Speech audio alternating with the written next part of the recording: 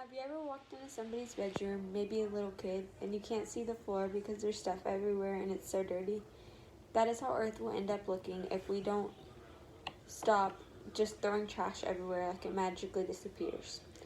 It all ends up somewhere. Imagine walking out of your front door and stepping on one piece of trash after another, or going on vacation to the Grand Canyon and not being able to enjoy the view because there's trash in the background. If we keep up the littering, there will be no more beautiful views of the ocean because they will all be filled with trash. According to Don'tMessWithTexas.org, 1 in 4 Americans admitted to littering within the past year. That is already about 82,050,000 pieces of trash if we're only counting one piece of trash per person. Just think of the people who didn't admit to their wrongdoing and the pieces of trash per person that weren't accounted for.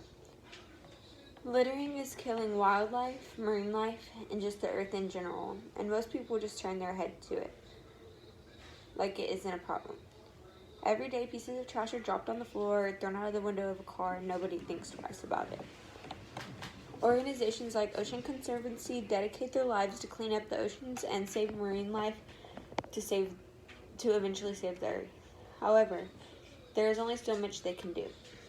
If every single person threw away their trash in the designated cans and picked up a piece of trash every day, that would show a drastic change in our littering pollution count. That would be about 7.594 billion less pieces of trash on Earth every day. That's not even counting the amount that's getting thrown away instead of littered, only the amount that's getting picked up. Think about it. How many pieces of trash do you see on the road, or at the beach, or even the park every day? We're talking about one piece of trash being picked up every day per person, but how hard would it really be to fill up a trash bag every day?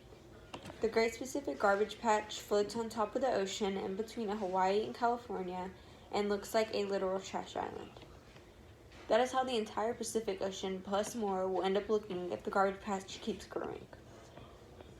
If the oceans are filled with trash, that is 1/7 of the world's population without their main source of protein, which is about 3 billion people according to conservation.org. Also, if the ocean is filled with trash, that is about $2.5 trillion that the economy is not getting because it is produced by the ocean.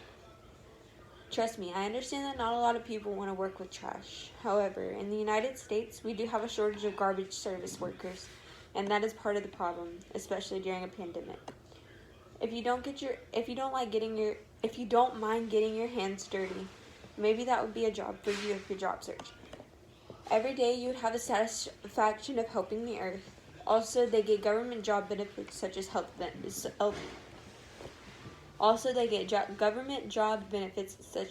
insurance. In conclusion, it doesn't take much to help the major littering pollution problem we have, especially in the United States. You should care how the place you live looks and how it is treated. It is easy to walk outside and pick up a piece of trash. It is easy to keep the trash in your car until you get to a trash can. It is easy to make a difference. Littering affects marine life, wildlife, and the earth in general. How long do you think it takes before it affects us? It starts with just one piece of trash, but think about how long it'll take until you get to your dream vacation. Will it be worth seeing if it's covered with trash?